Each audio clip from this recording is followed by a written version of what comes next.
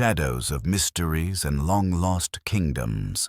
Ancient Egypt, a land of golden deserts and colossal monuments, has forever enthralled humanity with its blend of myth, tradition, and astonishing achievements. Across the shifting sands stand pyramids rising like silent sentinels over the centuries, each one a testament to an advanced society's ingenuity and power.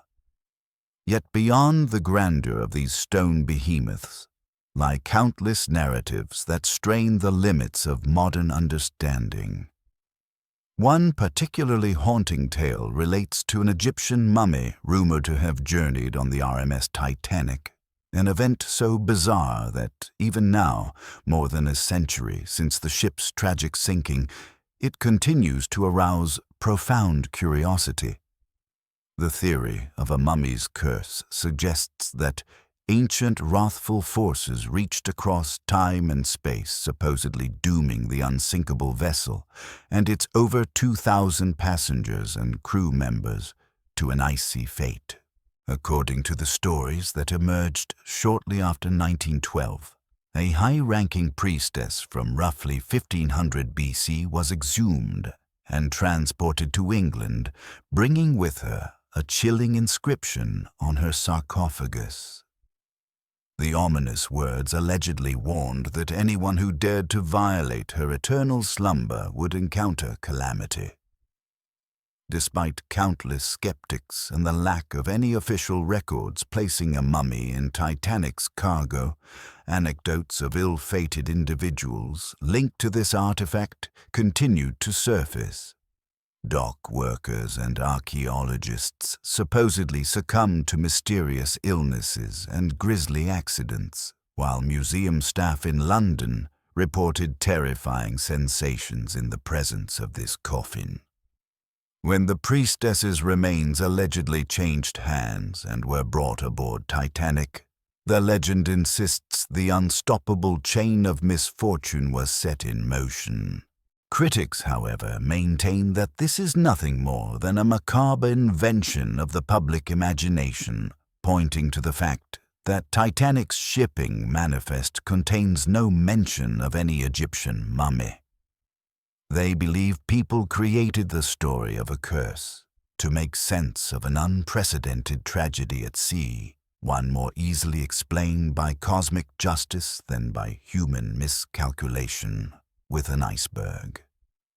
Still, those who favor the curse theory note that clandestine cargo movements could have hidden any number of items from official records, particularly if the wealthy collector behind the purchase wished to avoid alarming fellow travelers.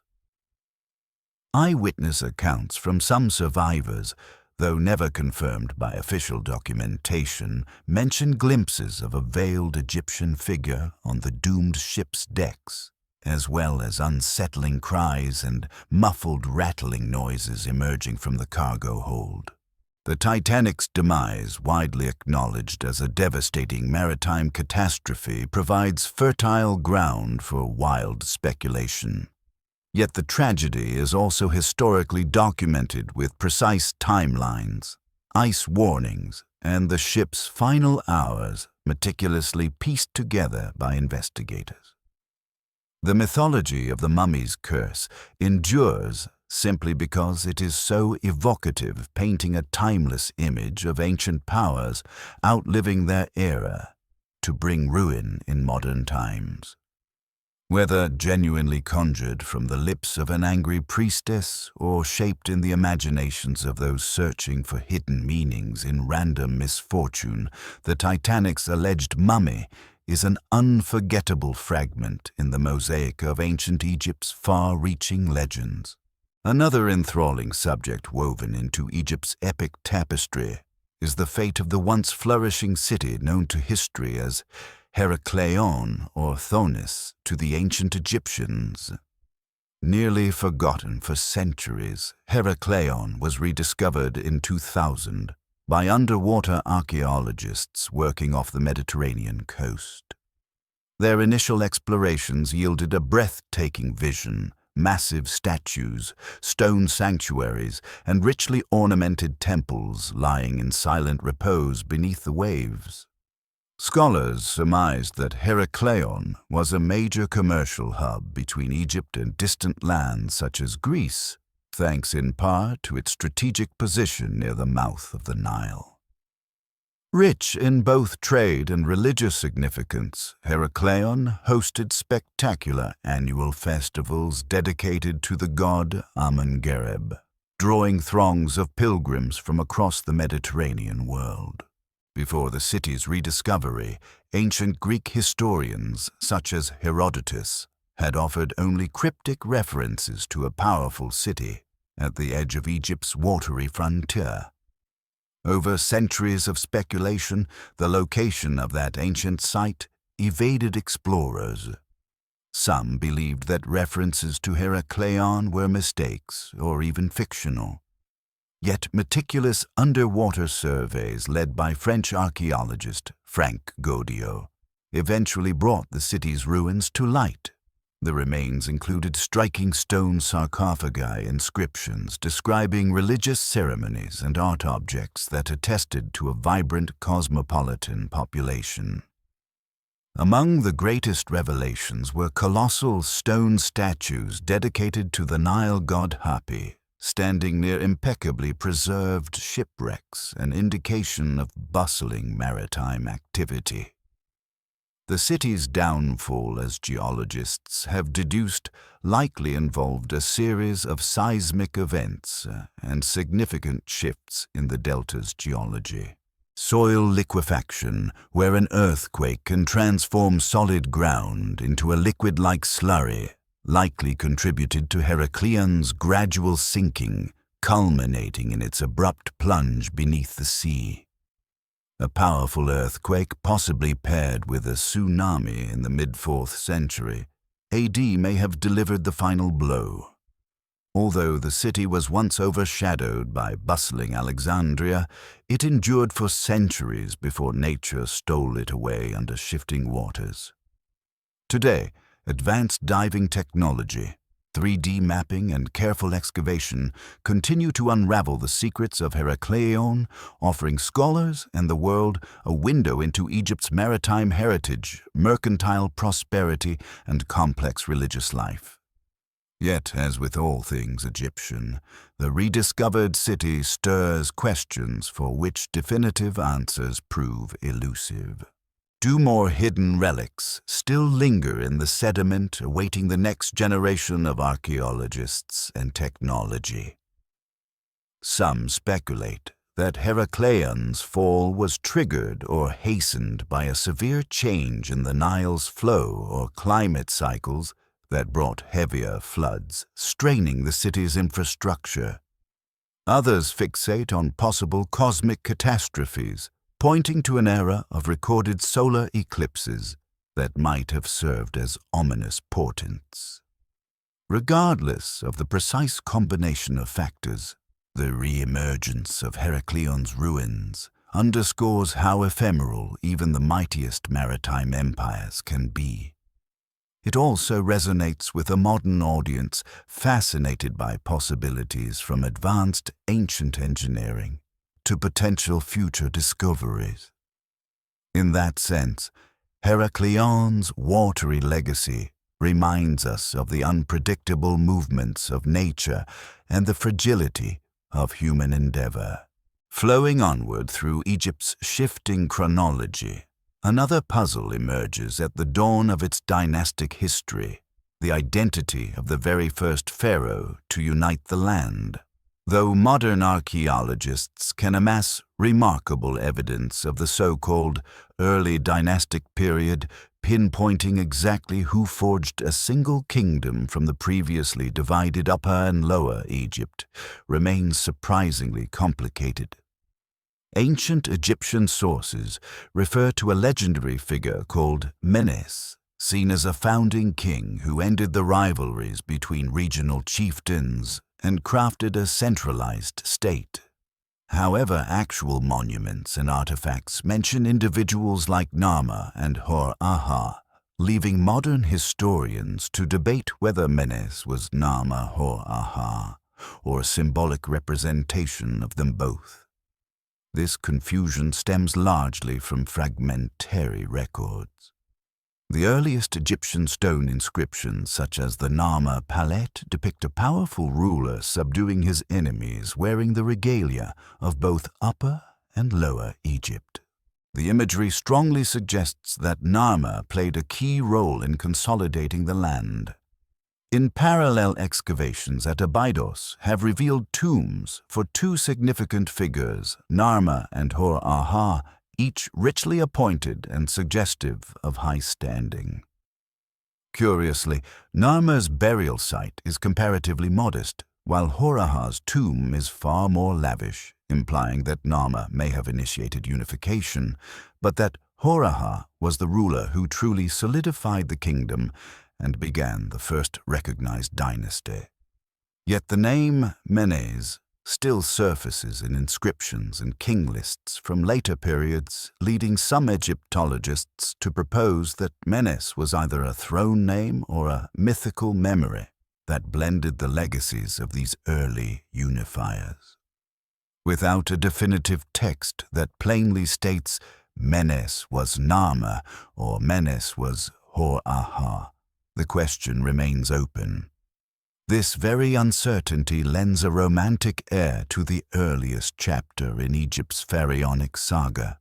The land that would eventually build colossal structures and refine sophisticated religious beliefs was born in a haze of half-known legends and half-seen facts. Interestingly, this long-standing puzzle also showcases how modern technology has not yet clarified every riddle of antiquity. Radiocarbon dating and in-depth site studies at Hierakonpolis, Abydos, and other early urban centers have refined our timeline of ancient Egyptian development, but the lines between distinct reigns remain blurred. Perhaps one day, a new inscription or further tomb explorations will finally end the debate by explicitly naming the first pharaoh.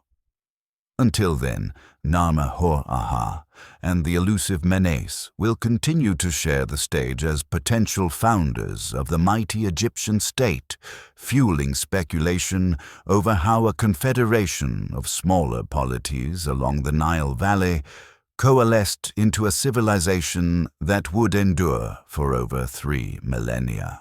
For many enthusiasts, this lingering enigma only heightens the marvel of ancient Egypt, demonstrating yet again that even the best-known cultures of the past can hide mysteries beneath the surface.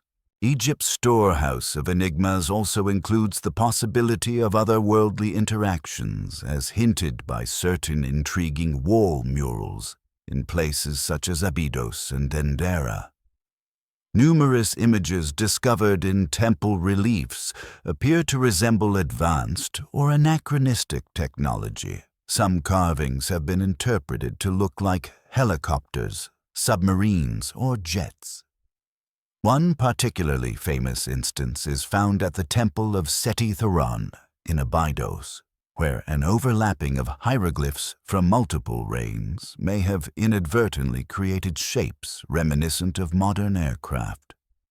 Alternative theories claim these shapes are not coincidences, but genuine proof that ancient Egyptians made contact with extraterrestrials who shared knowledge far beyond the people's Bronze Age capabilities. Similar speculation arises from the so-called Dendera light bulb, a motif in the Temple of Hathor that appears to depict a large tube with a filament-like snake shape inside, connected to what looks like a cable leading to a rectangular box. Enthusiasts of the ancient alien theory interpret this as conclusive evidence that Egyptians used some form of electric lamp to light their inner chambers. Skeptics, however, argue that these depictions are purely symbolic, representing creation myths or the cyclical emergence of deities rather than actual devices. The mainstream view among Egyptologists posits that Egyptians used torches, oil lamps, or carefully placed mirrors to illuminate tombs. But even so, the surprising lack of soot inside certain temples remains an open question. The alien visitation hypothesis often goes further, tying these murals to stories of aerial or cosmic intervention in the building of Egypt's most impressive monuments. According to such proponents, the advanced alignments, astronomical calculations, and construction feats displayed at Giza and other ancient sites might be impossible to replicate with the simple technology that prevailed in pharaonic times. Hence the suggestion that visitors from distant star systems provided the blueprint. Yet scientific evidence leans strongly in the other direction, revealing the gradual evolution of Egyptian engineering and mathematics. Projects like the scanning of the Great Pyramid's internal structures or the analysis of boat pits near the pyramids confirm that a vast and organized labor force likely carried out these wonders using a combination of sledges, ramps, levers, ropes, and incredible human determination. Nevertheless, the presence of these questionable hieroglyphic forms on certain walls continues to feed imaginative theories. The cultural fascination with what if rarely subsides, and for those who stand before these ancient reliefs in person, the resemblance to modern technology can be uncanny enough to spark that instant of wonder. This intersection of speculation archaeology and myth highlights one of Egypt's greatest draws. The boundary between known and unknown is always shifting with each new discovery, igniting a fresh wave of excitement about cosmic wonders, hidden technologies, and the exceptional skill of a civilization that reached for eternity.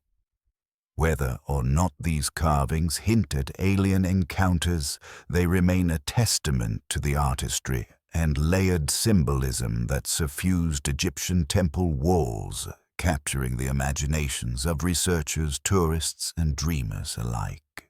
The continuum of mysteries stretches deeper still.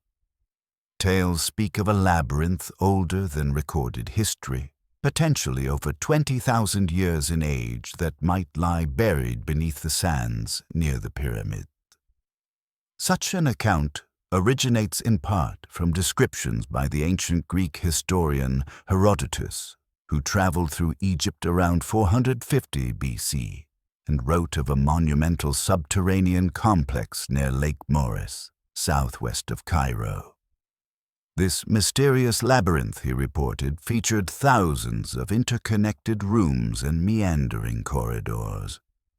Even local guides, presumably well-versed in the region's hidden passageways, were said to have been reluctant to wander too far, within fearing that one misstep would mean permanent entrapment in its twisting depths. For centuries, Herodotus's description was either dismissed as an exaggeration or was assumed to refer to a vast but now ruined temple.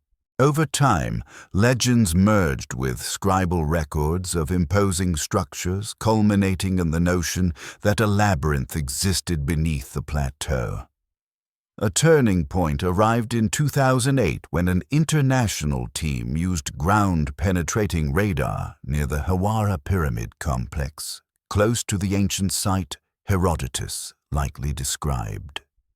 Their scans revealed large labyrinthine formations consistent with multiple layers of chambers beneath the desert floor. Some scholars proposed that it was a sprawling mortuary temple from the Middle Kingdom or a communal storage network. More radical theories maintain that the structure predates the dynastic period by millennia, hinting at a lost civilization advanced enough to carve such a massive underground grid. The labyrinth's potential antiquity has sparked sensational ideas. A minority of researchers suggest it may serve as an ancient library or repository of esoteric knowledge, possibly containing textual records that would revolutionize our understanding of prehistoric human societies. Others have ventured even further into speculation, linking the labyrinth to extraterrestrial visitations or to mythical lands such as Atlantis, narratives that place advanced beings in prehistoric Egypt, shaping the trajectory of human civilization. Most mainstream Egyptologists argue that while the labyrinth discovered through radar is undoubtedly significant, the leap to label it 20,000 years old or the product of alien architects is unsupported by concrete data. Presently, exploration remains stalled for a combination of legal, political, and logistical reasons. Some archaeologists fear that intrusive excavations might destabilize nearby monuments or disturb local communities. Administrative restrictions can also hamper large-scale digs. For now, the labyrinth remains veiled by layers of sand, fueling speculation that some final revelation of its secrets awaits future explorers and better technology. Whether a massive mortuary temple or something more mysterious, the labyrinth stands as one of Egypt's lesser-known yet deeply compelling enigmas, a subterranean realm filled with the echoes of ancient footsteps and silent corridors that have likely seen millennia of quiet transformation. Just as the pyramids soared upward as symbols of power and cosmic order, so too might the labyrinth run downward, testifying to the Egyptians' capacity for profound spiritual architecture and their unwavering desire to leave a legacy that rivals the boundless desert itself. Moving on from labyrinthine tunnels to the trackless desert history also records the sudden disappearance of Cambyses II's army, an event that exemplifies how the Egyptian landscape itself can pose insurmountable challenges. In 524 BC, Cambyses II, ruler of the vast Persian Empire and son of Cyrus the Great, aimed to solidify his control over his newly conquered territory of Egypt by claiming the Siwa oasis, home to the fabled Temple of Amun. According to Herodotus, Cambyses sent 50,000 soldiers, fully provisioned for the journey across the desolate western desert to seize or destroy the temple. Yet they were never heard from again, apparently swallowed by the dunes. For ages, this mass disappearance was shrouded in rumor and legend. Some believed it was divine retribution, an enraged Amun conjuring a sandstorm to protect his sanctum. Others speculated that treacherous guides had led the army astray, dooming them to a slow death amid scorching sands. Modern scholars have tended to side with natural disaster theories. The desert is subject to fearsome Khamsin winds, capable of creating gigantic dune avalanches, burying entire caravans in a matter of hours. Grainy evidence suggests these violent storms could have buried every soldier along with their gear, effectively preserving them under shifting layers of sand, perhaps too deep to detect easily.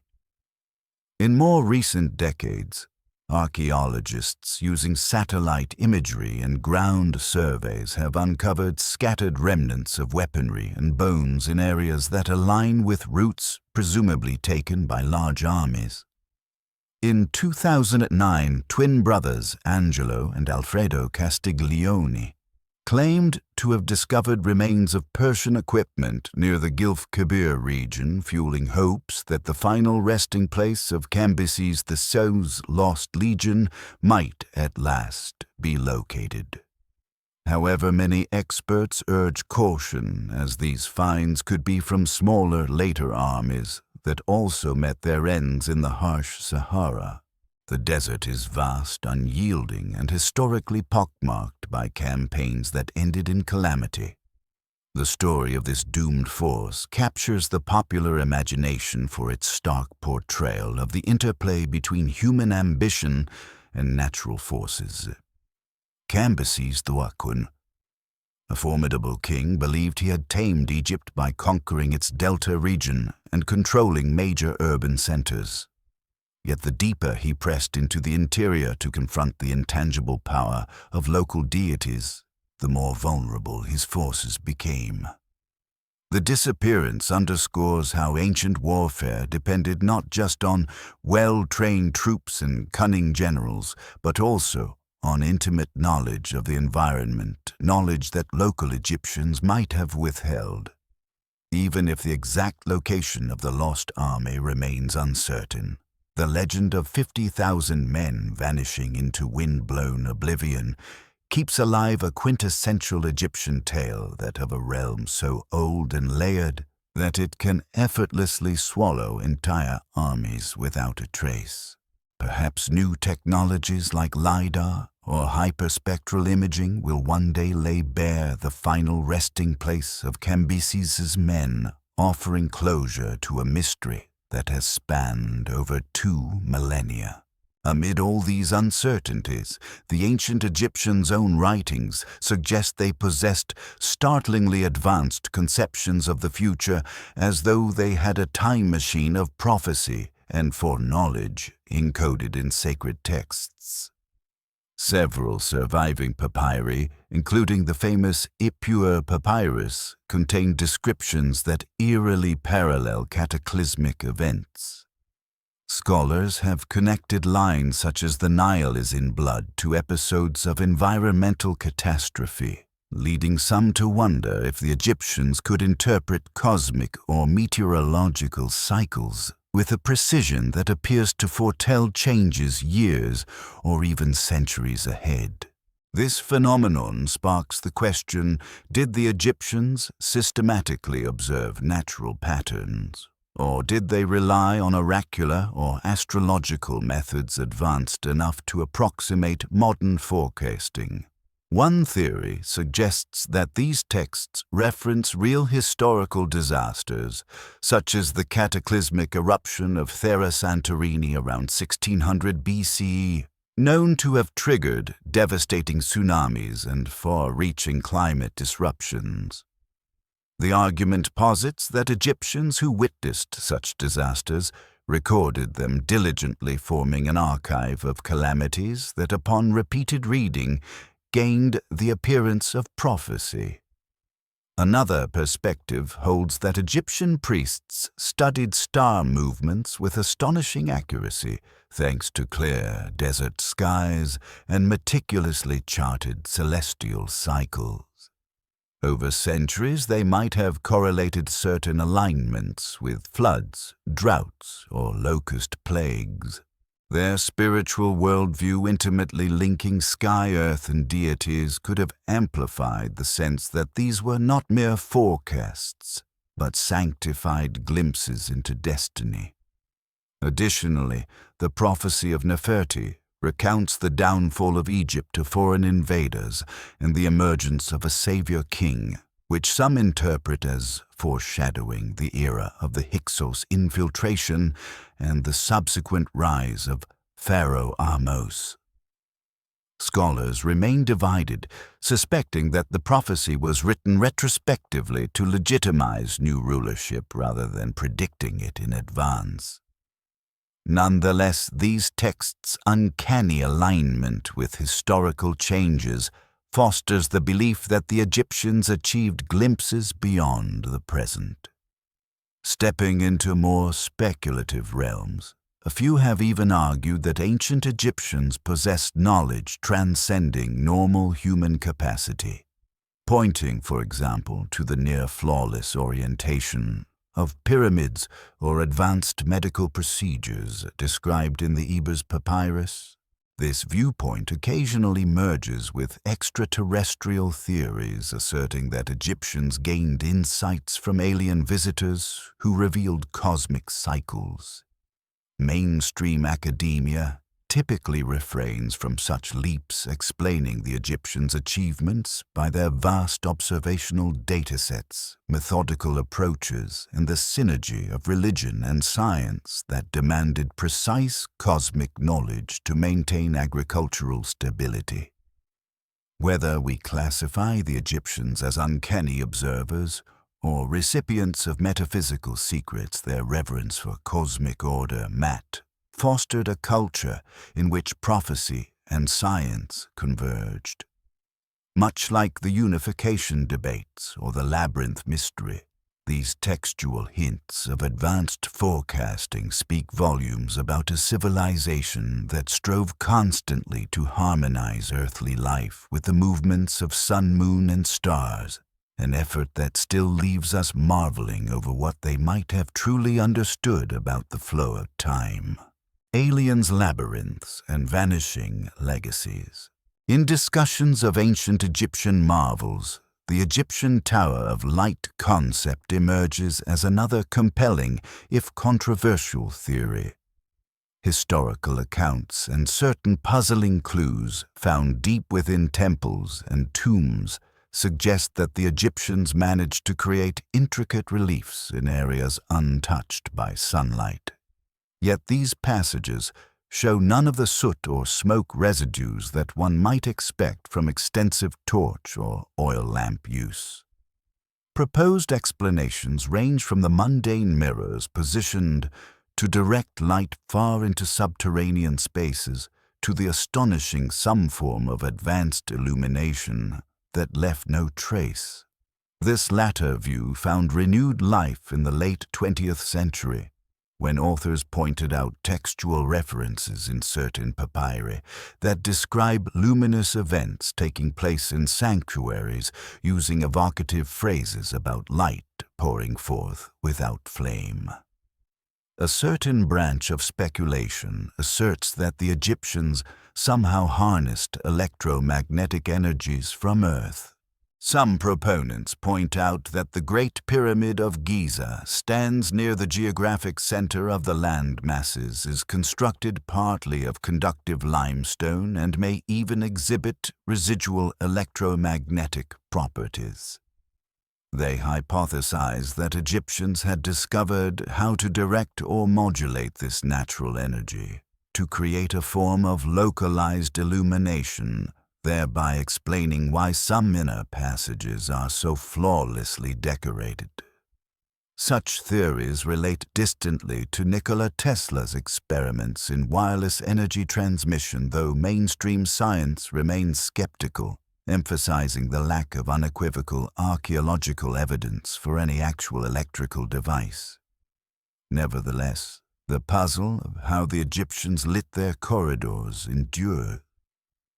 Oil lamps, a staple of the period, could have been designed in ways that produced minimal soot. Alternatively, the tombs might have been cleaned meticulously after painting and decoration were completed, thus removing visible traces of carbon. Some have proposed a technique of using high-quality oils or special wicks that burned more cleanly. Others note that an unlit environment might have only required flickering flames for short, carefully supervised intervals, time enough for skilled artisans to complete specific tasks before smoke became overwhelming. Part of the allure of a Tower of Light is that it aligns well with popular images of a technologically gifted civilization whose achievements were not fully documented. For every sober explanation, there exists a more wondrous alternative that resonates with those who see Egyptian architecture as more than an expression of religion and politics. Rather, it becomes the hallmark of an advanced knowledge system bridging physics, spiritual practice, and cosmic geometry. The truth might lie somewhere in between, namely that the Egyptians utilized simple but ingenious methods that we have not yet fully pieced together. What remains undeniable is that the pitch-black depths of certain funerary complexes contain exquisite artwork, strongly implying that the artisans had consistent, stable lighting of some kind. Whether that was through cunning mirror arrays, a pristine lamp composition, or more mysterious solutions, the Egyptians' capacity for problem-solving and religious devotion is once again on display in a grand tapestry of speculation that, like so many Egyptian enigmas, refuses to be confined to a single definitive answer. Simultaneously, debates about whether Egyptians enjoyed direct alien assistance in building the pyramids, or even in the broader development of their society, have only multiplied in the modern age. Early speculation flourished because of the nearly flawless engineering behind the Great Pyramid of Giza, from the extraordinary precision with which its base is leveled to the alignment with the four cardinal directions that deviates by mere fractions of a degree. Additionally, each massive limestone and granite block, some weighing tens of tons, had to be transported from quarries many kilometers away, shaping a formidable logistical challenge in an era presumed to lack advanced machinery.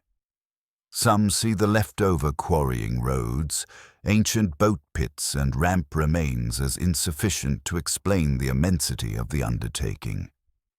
Proponents of the ancient astronaut theory weave these remarkable facts into a narrative of extraterrestrial visitors, passing on sophisticated tools. They cite the Orion correlation theory, noting how the layout of the pyramids aligns with Orion's belt, contending that this cosmic reference might reflect contact with star beings.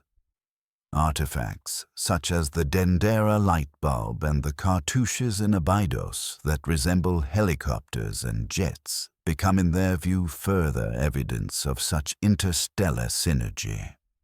On occasion, these theories also link the Egyptian Sphinx to distant star alignments, suggesting that its orientation might shift in tandem with cataclysmic changes from the skies. The official stance among most Egyptologists is that the pyramids were the product of thousands of laborers, possibly skilled volunteers rather than slaves, managed by an efficient, bureaucratic apparatus that meticulously planned each construction stage.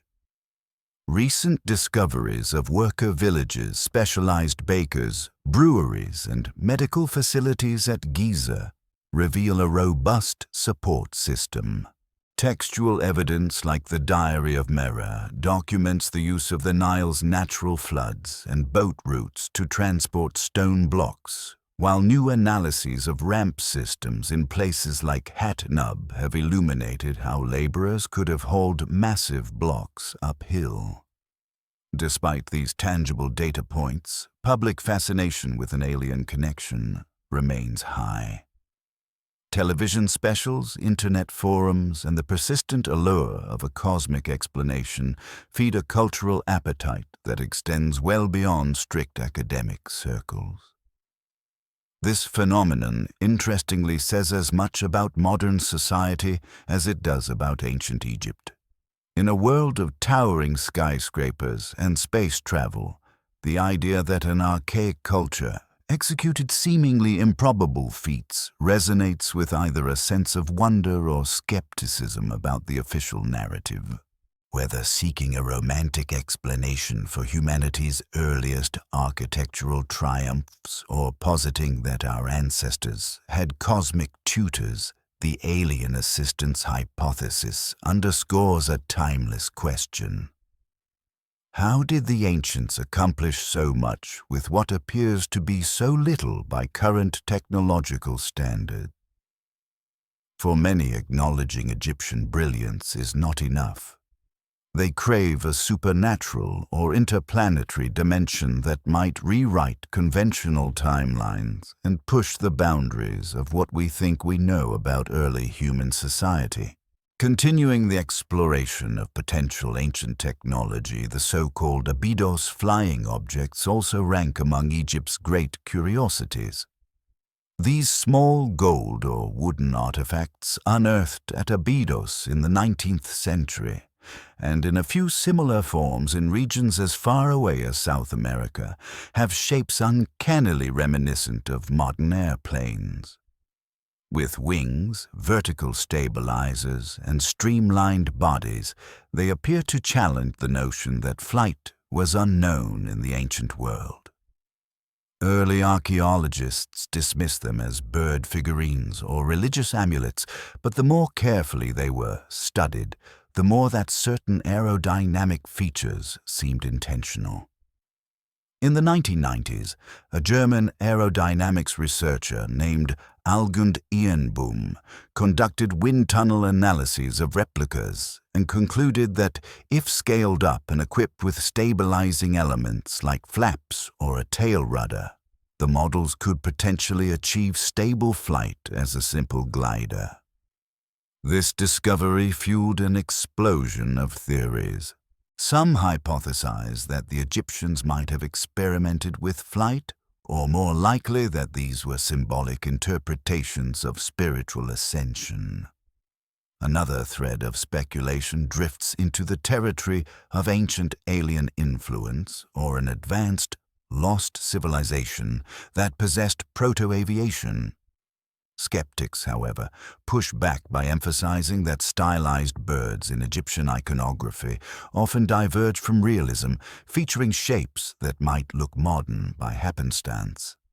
Adding more intrigue, similarly, aerodynamic gold figurines have been discovered in parts of Colombia, in pre-Columbian contexts, further fueling ideas about a cross-cultural knowledge of flight. Could the Egyptians and cultures in the Americas have shared advanced aerodynamics through unknown trade links? Or did they happen upon similar shapes independently? Mainstream scholarship remains unconvinced that any of these objects represent genuine attempts at building functional aircraft, but they do concede that certain forms show a surprising grasp of aerodynamic principles, intentionally or otherwise. One might interpret these items as purely religious, especially since both Egyptian and many other ancient societies used bird-like or insect-like shapes to represent the soul's journey or an individual's transformation after death. In that context, wings become an emblem of ascension or liberation, not an engineering prototype. That said, the uniformity and specificity of the shapes continue to stoke debate, leaving open the possibility that a deeper significance lies beneath. For every official statement calling them mere decorations, there are researchers who see them as tangible traces of an unrecorded chapter in ancient innovation. This tension embodies the ongoing discourse surrounding many Egyptian artifacts. The more closely we examine them, the more they seem to entice us with glimpses of possibilities that defy conventional timelines. Whether the Abydos flying objects truly indicate an ancient quest for flight, a religious metaphor, or something even more mysterious, they serve as yet another example of how Egyptian archaeology can captivate the modern mind, balancing on the razor's edge between reasoned hypothesis and imaginative speculation. Shifting from aerodynamic shapes to monumental form, the Great Sphinx of Giza stands as one of the world's most recognizable sculptures and yet remains a riddle of ancient engineering. Traditionally, archaeologists date the Sphinx to roughly 2558 to 2532 BC, during the reign of Pharaoh Khafra, who ruled in the 4th dynasty. Its immense limestone body, measuring over 73 meters long, combined with a human face, presumed to be Khafra's likeness, makes it a singular emblem of royal power. However, since the early 1990s, a number of geologists and researchers have challenged the conventional timeline, citing distinctive erosion patterns on the Sphinx's sides that appear to be caused by long periods of rainfall conditions, more typical of 7,000 to 10,000 years ago, when the Giza Plateau's climate was significantly wetter. Boston University geologist Robert Schoch is among the most vocal proponents of an older Sphinx, suggesting it could date to a period predating the historical unification of Egypt. Skeptics in the archaeological community remain unconvinced, pointing to wind and sand as the primary erosive agents, as well as expansions and restorations over millennia that complicate any neat reading of the statue's weathering. Additional intrigue has come from bits of sonar and seismic research under the Sphinx, indicating cavities or anomalies that some interpret as hidden chambers. Little direct excavation can proceed without official approvals, so these geophysical hints linger. In parallel, the face of the Sphinx itself has fueled debate. If it truly represents Khafra, one might expect the statue to align more precisely with his pyramid complex. Some art historians argue that the facial structure does not fully match known depictions of Khafra, stirring alternative proposals that the carving was reworked from an even older lioness monument, perhaps a symbol of the goddess Sekhmet or an earlier solar deity. French Egyptologist Vasile Dobrev suggests it might even honor Khufu, the builder of the Great Pyramid. The rain erosion hypothesis and the uncertain identity of the face combine to generate one of Egypt's most hotly disputed discussions. Furthermore, legends like the dream stela erected by Thutmose IV between the Sphinx's paws recount how the prince had a vision promising him kingship if he cleared the sand enveloping the statue. Some interpret this legend as evidence of the Sphinx's religious significance across generations, an ancient artifact that by Thutmose's time was already centuries old and partly buried. Others see it as a more recent reinscription of myth onto a royal propaganda piece. Such discrepancies add layers to the puzzle. To date, none of the research has produced a definitive consensus about the Sphinx's exact age or original function. This is part of what makes the monument so captivating. While experts quarrel over morphological evidence and climate data, the Sphinx continues its quiet vigil. In its gaze, we see the hallmark of Egyptian enigma, a single monolith bridging the improbable distance between official tradition and radical revisionist narratives, both of which remain entranced by the silent guardian of the Giza Plateau. Not all riddles lie in colossal structures, though. Sometimes they are wrapped in linen deep within the funerary world of the Egyptians, as exemplified by the mummy of a figure called Bashiri.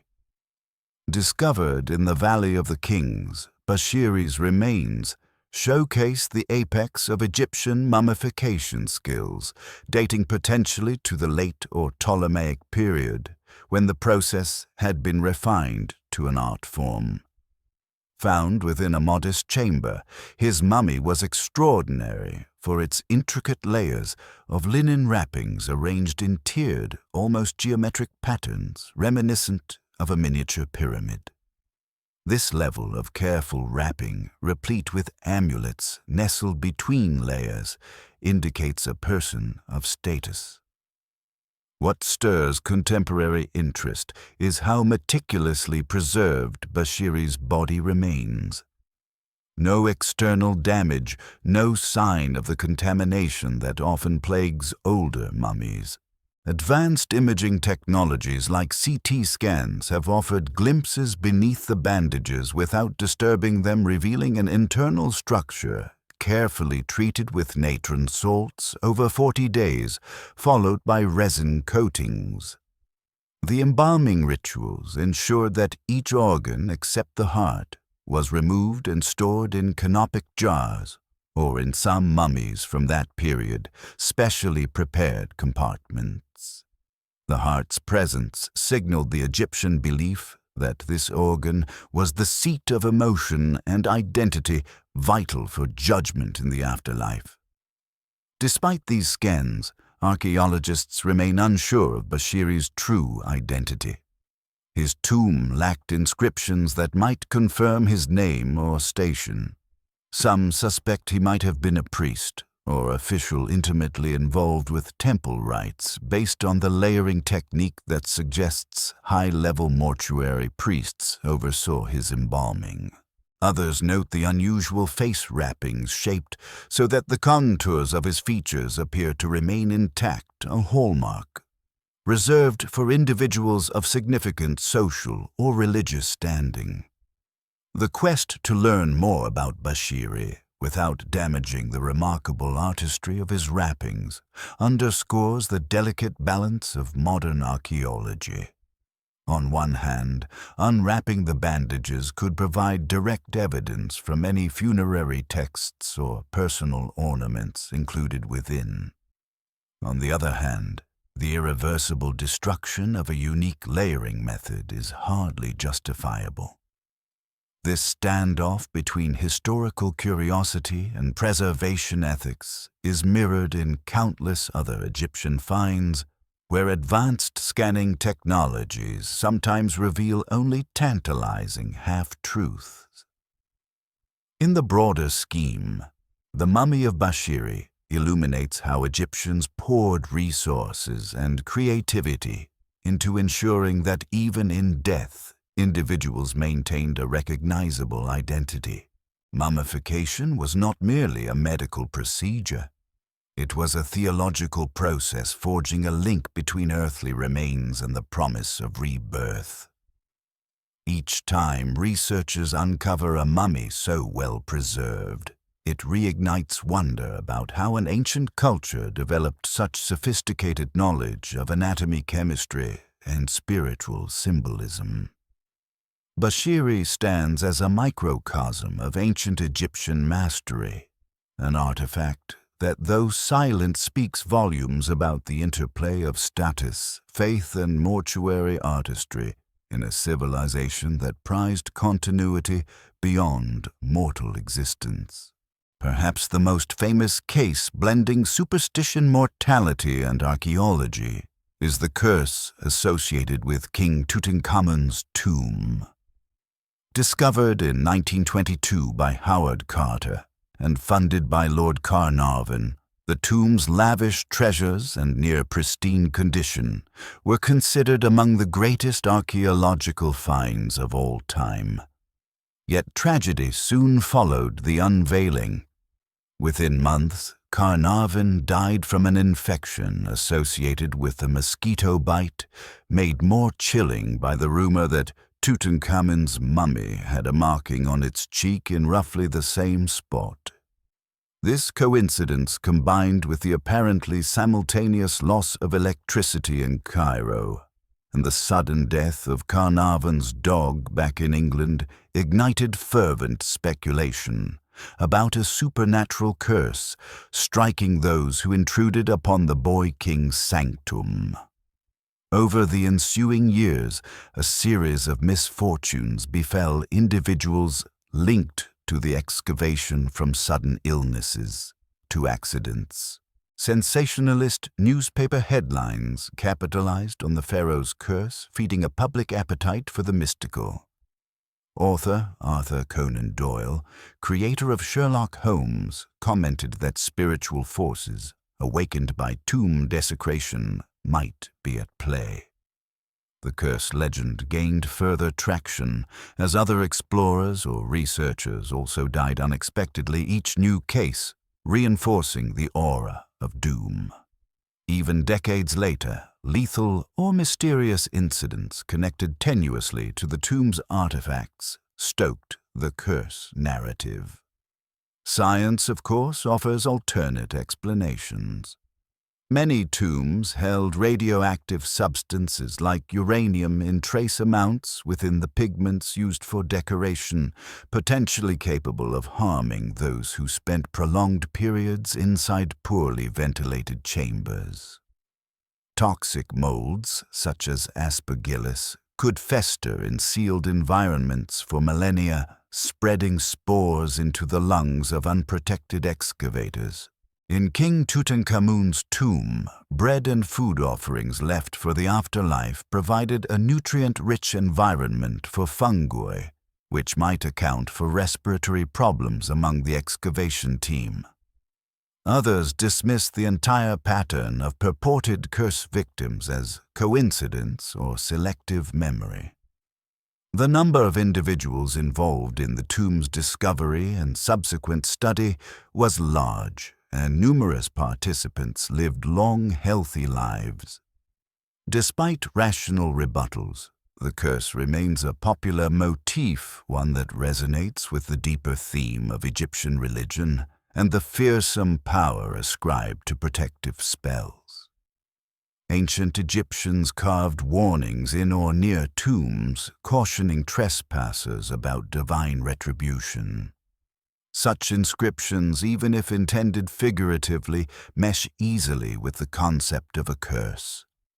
Indeed, the partial truth might lie in a combination of real hazards like mold and lingering radioactivity and cultural predispositions to expect retribution from tomb guardians.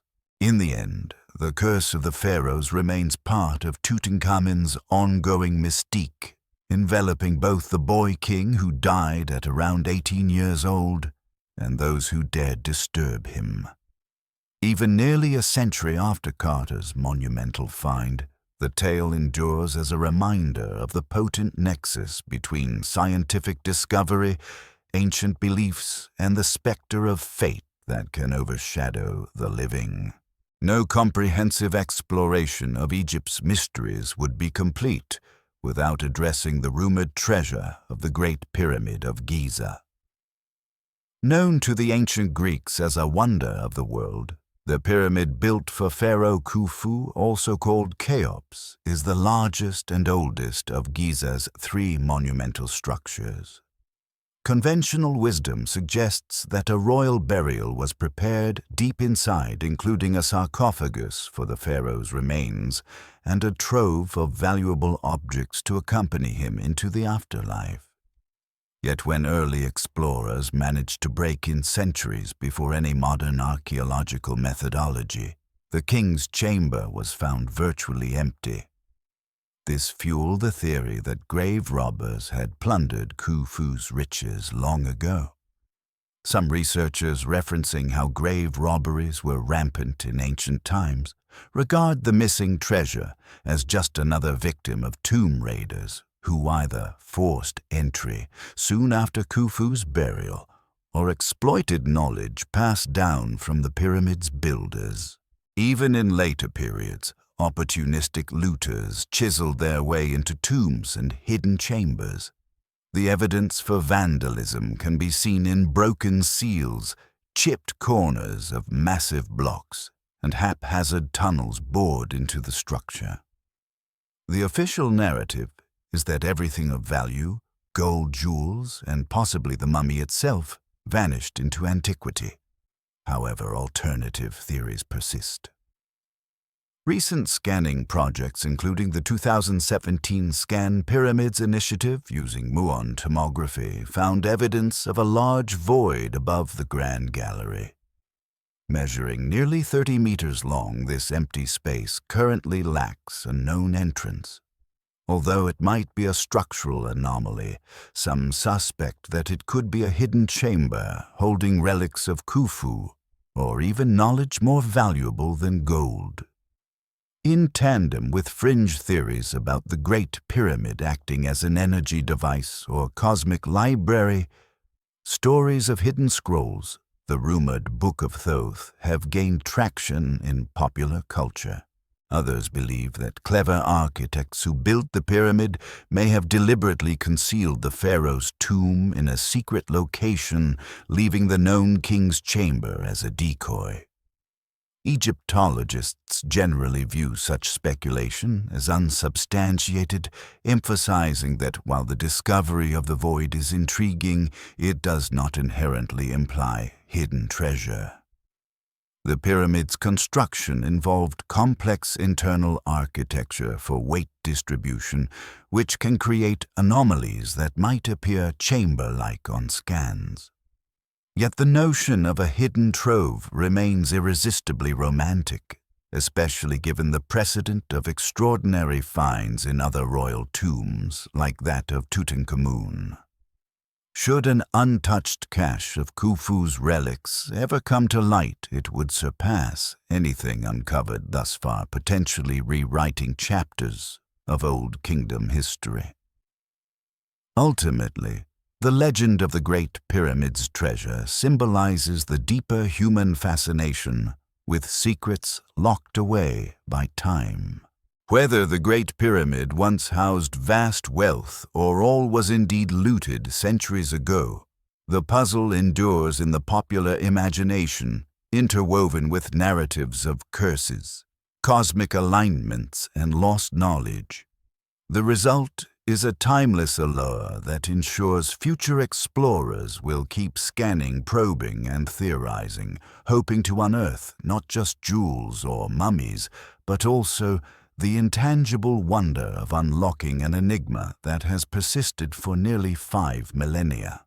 Mummification, secrets, towering treasures, and everlasting mysteries. One compelling dimension of Egyptian intrigue surrounds the science behind mummification and the potent medicinal concoctions they employed.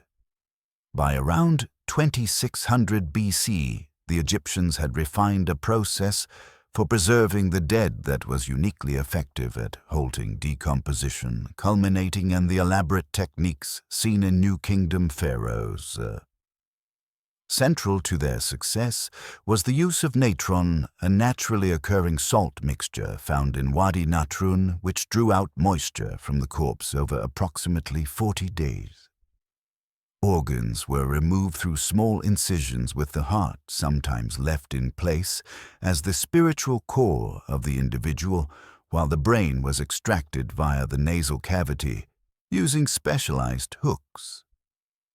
After the drying process, the body was often anointed with fragrant resins and oils believed to have antibacterial properties. Recent scientific analyses have added depth to our knowledge of these substances. In 2023, researchers studying jars from a mummification workshop at Saqqara discovered a variety of materials: cedar oil, juniper oil, beeswax, and even substances imported from distant lands. This underscores that Egyptian embalmers meticulously sourced exotic resins from the Levant, or as far away as Southeast Asia, forging complex trade networks. These resins served jewel rolls, slowing bacterial growth and imbuing the mummy with a fragrant aroma long after entombment. Some texts refer to certain blends, such as the anti-U compound, used especially for preserving the head and preventing foul odors. The synergy of natron's desiccation with these potent resins produced the astonishing longevity of pharaonic mummies. An enduring controversy erupted when traces of nicotine and cocaine were identified in a few mummies, including Henat Tawi during the 1990s. These substances, previously assumed to exist only in the Americas, before Columbus triggered sensational claims that Egyptians had transoceanic contact centuries earlier. Mainstream Egyptology mostly attributes these findings to cross-contamination or misidentification, though the debate occasionally resurfaces. The possibility, however slim, suggests that the Egyptians might have traveled far beyond known frontiers, or at least traded with improbable partners. It also amplifies the sense that this civilization knew more about global connectivity than standard narratives might allow. Egyptian papyri, such as the Ebers. Papyrus provide hints at advanced medical knowledge, detailing prescriptions for wounds, skin care, and even more specialized treatments. These entries often combined practical observational data with magical incantations, indicating that a distinction between medicinal science and spiritual practice did not exist in the same way it does for modern medicine. The dead and the living were both subject to these intersecting philosophies. Mummification was a therapeutic extension of life, a protective measure ensuring the continuity of the soul, while everyday medical uses of similar compounds aim to stave off infection or mitigate pain. Ultimately, the synergy of herbal knowledge, trade access to exotic substances, and a deeply rooted belief in the afterlife produced a unique pharmaceutical tradition that remains a source of admiration and intrigue. In these jars, bandages, and inscriptions, we see a people who believed that immortality could be coaxed from the earth's resources, when combined with ritual precision, bridging the threshold between mortal existence and eternal peace. As much as tombs and temples capture the public's fascination, some of Egypt's most intriguing legends reside in locations not primarily associated with grandiose mortuary architecture. One such case is Bab al-Zuwayla, a medieval gate situated in Cairo's historic core. Constructed in 1092 during the Fatimid period, it functioned as a southern gateway into the city. The gate's two towering minaret-like structures and thick limestone walls bear witness to centuries of conquests, rebellions, and cultural exchanges. Over time, Bab al-Zuwayla evolved into a potent symbol of authority, used as a place of public executions and gruesome displays meant to keep the populace in check. Legend holds that the spirits of those who perished near the gate, most infamously, the 800 Mamluk warriors beheaded there in 1517 by the conquering Ottomans, linger in the corridors. Eyewitness anecdotes speak of spectral shapes or faint voices echoing between the walls on moonlit nights. Local superstition suggests that specific nights of the year prompt especially vivid apparitions, including sightings of headless figures or the clank of metallic armor. Others claim to sense an oppressive weight or a sudden chill passing by the gate's stone guardians, attributing it to the unsettled souls of the executed. Modern science typically classifies such accounts as psychological phenomena or illusions triggered by low-frequency infrasound that old stone structures can generate. These vibrations outside the range of human hearing can induce feelings of anxiety or dread. The architecture's shape and the desert wind can create swirling low-frequency echoes, fueling ghostly stories among those with knowledge of the gate's grim past. Alternatively, certain theories posit that trace organic matter from centuries of spilled blood might chemically react in ways that produce faint odors or illusions, though definitive studies remain scarce. Despite rational attempts to explain the hauntings, the gate continues to attract curiosity seekers, supernatural enthusiasts, and cultural historians alike. Some interpret Bab al-Zuwayla as a threshold between worlds, bridging the living city in the realm of ancestral memory. They note that Cairo's labyrinthine streets are layered with the echoes of multiple dynasties, Fatimid, Ayyubid, Mamluk, Ottoman, each leaving behind triumphs and tragedies. The gate, as a lasting fixture, witnessed the transformations of entire eras, preserving intangible energy that resonates through time. In modern Cairo, the site occasionally hosts cultural events or guided tours highlighting the interplay between history and myth. While authorities prefer to downplay the darker folklore, local storytellers keep the legends alive through anecdotal retellings. Bab al-Zuwayla becomes more than just a relic of medieval architecture. It is an emblem of the endurance of memory, the weight of history, and the uncanny sense that certain places become conduits for intangible energies. Whether one attributes the stories to infrasound collective hallucination or genuinely restless spirits, the gate's reputation as a doorway to the supernatural remains a striking reminder of the complexities that swirl around Egypt's past, an era where magic, myth, and reality intersected in everyday life. The tapestry of Egypt's enigmas continues with the storied temple of Hathor at Dendera, where rituals revolving around music and sound highlight the civilization's subtle understanding of acoustics. Hathor, often depicted as a cow-headed goddess or a woman with a solar disk, symbolized love, dance, joy, and musical harmony.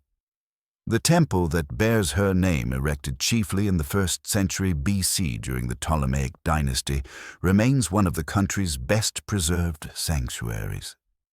Intricate hieroglyphs and reliefs line the limestone walls, illustrating festival scenes, prayers, and cosmic lore. Crucially, these inscriptions reference musical ceremonies that use the sistrum, a sort of metallic rattle, generating a distinct, shimmering sound. Egyptian texts suggest that the very vibration of the sistrum was believed to draw Hathor's attention, bridging the mortal and divine realms. Modern acoustic researchers have studied the temple's design, noting how the layout of corridors and ceilings could amplify or modulate the rattle's resonance, creating an immersive auditory experience for worshippers.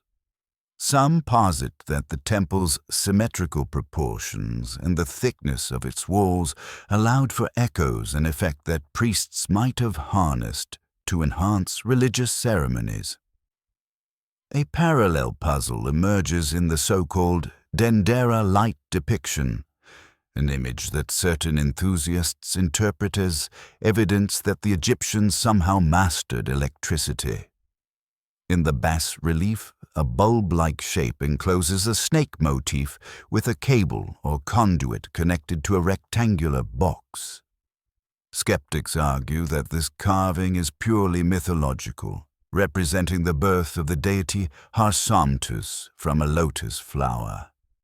Yet the recurring presence of these shapes, along with the question of how artisans illuminated inner sanctums without leaving soot marks, fuels the notion of advanced lighting. Some go further, linking it to theories of infrasound or other vibrational phenomena that might have permitted an otherworldly glow. Adding depth to these interpretations are folk accounts of nighttime visits to the temple. Locals sometimes report hearing faint echoes of music or whispers in the deserted corridors.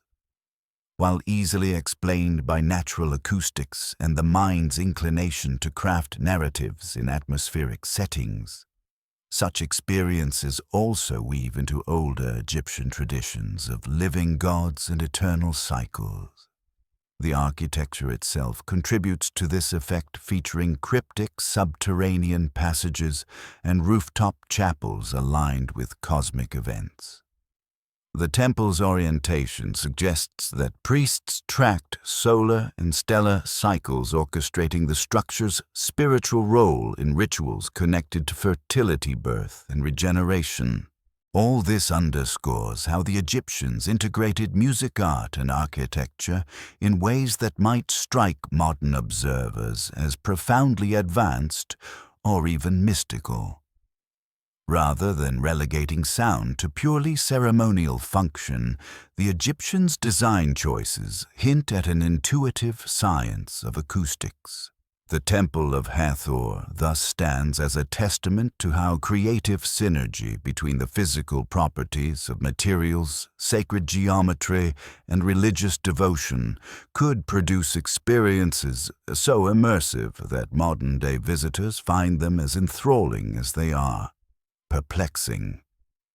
With every new acoustic study or visual analysis of Dendera's carvings, the line between practical craftsmanship and arcane wisdom grows softer, mirroring the Egyptians' own worldview where the divine and the pragmatic coexisted seamlessly.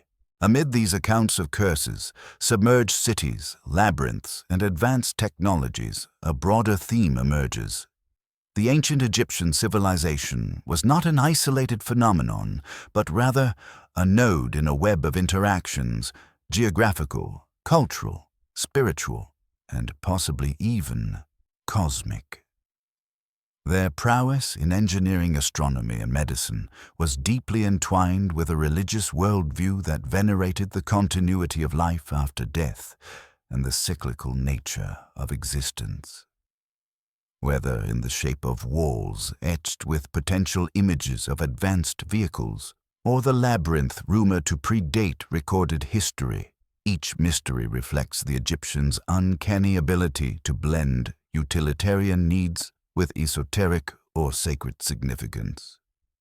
Even the phenomenon of rumored alien contact can be interpreted as an external reflection of the awe their achievements inspired. We see from the diaries of Egyptian laborers and the architecture of worker villages that they were a sophisticated society, harnessing the resources of the Nile with a skill unmatched by many neighboring cultures. Contemporary stonemasonry findings explain how giant blocks were transported, yet the overall splendor of structures such as the Giza pyramids and the Sphinx still feels larger than life. A modern parallel might be how we look at complex engineering feats like sending rovers to Mars and wonder if we were helped by technology beyond our everyday realm. Ancient Egyptians themselves credited their gods for these accomplishments, bridging faith and function in nearly every facet of their civilization. The labyrinth near the Hawara pyramid, for instance, if eventually excavated fully, might prove a Middle Kingdom structure that served an administrative or cultic role. Or it might confirm aspects of Herodotus's account featuring thousands of chambers for storing records and offerings, thus merging a practical archive with a religious function. The question of Cambyses II's lost army underscores how quickly the environment could overturn human ambition. Even well-organized imperial forces were not immune to the raw might of desert storms, a lesson that resonates in the Egyptian worldview of respecting natural and divine forces. Meanwhile, the theories surrounding the Egyptians' time machine or advanced knowledge of cyclical cataclysms might simply reflect their capacity for keen observation across centuries. By measuring the cyclical appearance of the star Sirius, they devised a 365-day calendar anticipating the Nile's flooding. Yet certain passages in the Apua Papyrus or the prophecies of Neferti read almost like modern-day apocalyptic scenarios, framing floods and social upheavals in ways that evoke eerie parallels to future events. Could they have recognized patterns that repeated over long eras, or were these stylized recollections turned into cautionary prophecies? In a sense, each puzzle we unravel simultaneously reveals something new and recasts older enigmas in fresh light. Ancient Egypt thus remains an ongoing saga in which each pharaoh tomb or temple stands as a chapter in a never-finished epic. From curses traveling on doomed ships to labyrinthine subterranean complexes that might predate dynastic times, every thread we pull leads to further tangles, ensuring that fascination with this grand civilization endures. When contemplating the legacy of ancient Egypt, one cannot ignore the remarkable synergy between geography and human ingenuity. The life-giving Nile flowed through the heart of the region, making agriculture feasible and supporting a complex social hierarchy. In turn, the Egyptians harnessed this resource to push architectural, spiritual, and intellectual boundaries. The Great Pyramids' rumored treasure, the advanced embalming practices that created near-immortal mummies, and the illusions of alien technology all point to a civilization that excelled at bridging the tangible and intangible realms. Their monumental achievements endure in part because each structure from Karnak to Abu Simbel is not merely functional, but also symbolic, layered with cosmic alignments and religious motifs. Consider, too, the ephemeral city of Herakleion, rediscovered beneath the Mediterranean after centuries of obscurity. Its story is a metaphor for the Egyptian experience for all their prowess. Entire communities and temples could still vanish under changing coastlines and catastrophic natural events. Likewise, the labyrinth's possible discovery near Hawara suggests an ongoing process of re-evaluation. Each new find or technological application, be it mound detection in pyramids or advanced scanning of mummies, can upend old assumptions. The deeper we dig, the more we realize how much remains concealed under drifting sand or behind sealed walls. The supernatural aura of sites like Bab al-Zuwayla or the rumored curses around King Tutankhamun's tomb also remind us that the interpretive lens of each generation changes. Medieval gatehouses become haunted thresholds. Sealed chambers transform into rumored treasure vaults. Over time, legends mingle with documented facts, giving birth to myths that can overshadow historical truth.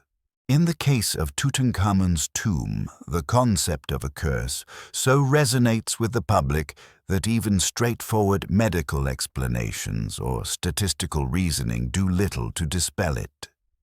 Ironically, the original Egyptian inscriptions sometimes contained protective spells more akin to prayers than threats, but the notion of lethal vengeance endures, reinterpreted for dramatic effect. Add to this the possibility that Egyptians had a proto-scientific awareness far exceeding their era. Consider the alleged time machine texts forecasting disasters or the advanced mathematics behind the design of pyramids and obelisks. Their worldview blending faith in multiple deities with an intense scrutiny of astronomical movements complicates modern attempts to compartmentalize them as purely religious. Their reverence for cosmic cycles demonstrated by celestial alignments and the roles of the sun god, Ra, hints that behind the iconography lay robust observational science. It is in the interplay of these elements, spiritual devotion, practical engineering, expansive trade routes, acute observation of nature, that the Egyptians fashioned a legacy, both tangible in stone and intangible in myth. Ultimately, each phenomenon, from the labyrinth to the Dendera light bulb, from Cambyses's desert-lost army to the Titanic's alleged mummy, forms part of a continuous narrative. They illustrate humanity's unending quest to interpret the mysteries of a civilization that for millennia had the power to conceive of wonders as enduring as the pyramids themselves and as fleeting as a rumor whispered on desert winds. As we reach the conclusion of these interwoven accounts, ranging from labyrinthine cities sunk beneath the sea to curses inscribed on ancient sarcophagi, it becomes evident that ancient Egypt's aura of mystery is neither accidental nor superficial. Rather, it stems from the sophisticated, deeply spiritual culture that viewed life, death, and the cosmos as a unified tapestry. Many questions remain unresolved. Did the Egyptians ever truly harness a form of artificial light, or even electricity in their hidden chambers? Was the Sphinx carved in the age of Khafra? Or could it trace its origins to a far older epoch eroded by primeval rains? Were pharaohs like Tutankhamun protected by curses that reached out across centuries, or have we merely reshaped coincidences into supernatural narratives? Modern research has debunked certain exaggerated claims while verifying that some legends are rooted in plausible truths. The wonders of Egyptian embalming are supported by chemical analyses that confirm a remarkable knowledge of preserving organic matter. The labyrinth described by Herodotus likely does exist near Hawa, though whether it is truly 20,000 years old remains unproven. Heracleon's remarkable ruins prove that a glittering port city once thrived off Egypt's coast, only to be lost to the sea. Even the Abydos flying objects reveal advanced aerodynamic forms, though whether those forms represent a quest for flight or are purely symbolic remains a point of debate. In each of these threads, a tension arises between what the Egyptians likely achieved through practical, if highly advanced means, and what might have required external or unknown influence. The alien-based theories, for instance, capture the imagination, but often overlook the extraordinary capacity for human ingenuity, even in pre-industrial societies. They also downplay the extensive evidence of incremental engineering progress documented by inscriptions, artifacts, and worker settlements. Meanwhile, the lure of curses reminds us that the Egyptians took the afterlife extremely seriously. Any notion that they might invoke spiritual guardians to protect a tomb or a sacred text resonates with the complexities of their religion. Thus, the stories endure, blending fact and imagination in ways that enthrall historians and casual observers alike. Whether standing before the towering columns of the Temple of Hathor, diving into the waters where Heracleon's sunken statues lie, or staring at the solitary form of the Sphinx in the waning light, one cannot help but sense a civilization in dialogue with eternity. The Egyptians themselves spoke of the cyclical nature of existence. The sun dies each evening and is reborn every morning. Osiris is slain and resurrected as the god of the underworld, and pharaohs pass into the realm of the gods, leaving behind monuments that defy oblivion. So it is that their mysteries, too, recycle through each new generation of explorers and thinkers. However many revelations modern science provides, fresh questions inevitably arise.